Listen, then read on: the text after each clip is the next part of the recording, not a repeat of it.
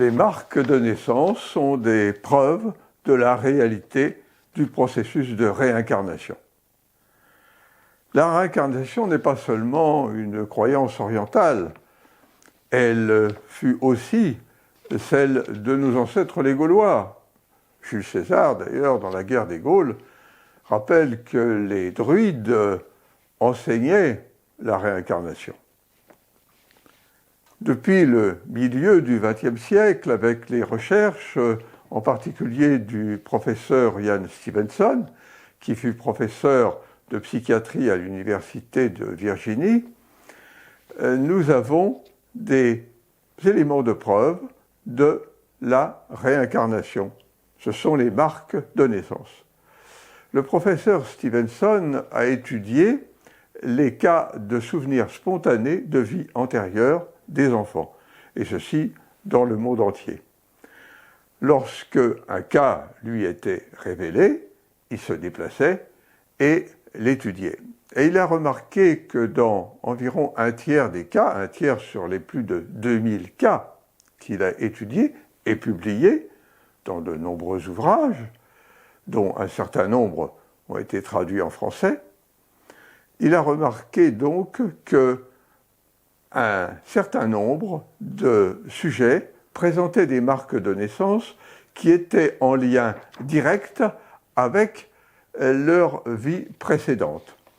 Et ceci était parfois dramatique pour les personnes concernées. Nous voyons ainsi une Igbo du Nigeria qui est née avec un tissu cicatriciel autour de la tête. Dans une vie antérieure, elle était un Africain qui vivait à des milliers de kilomètres et qui, dans une bagarre, avait eu le crâne défoncé par un coup de gourdin.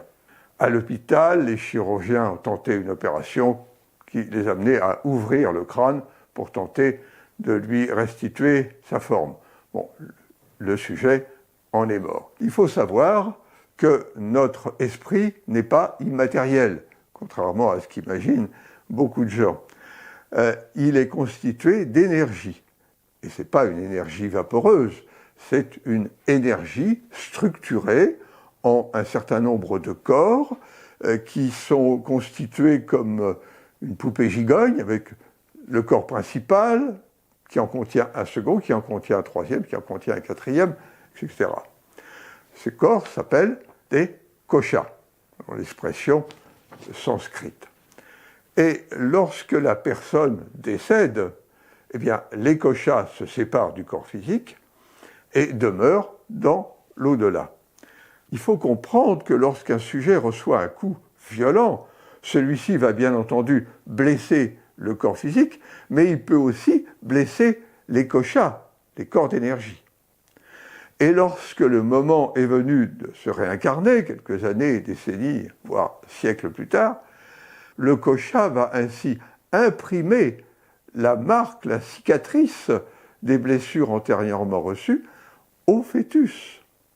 C'est ce qui fait que l'enfant va naître avec une marque de naissance.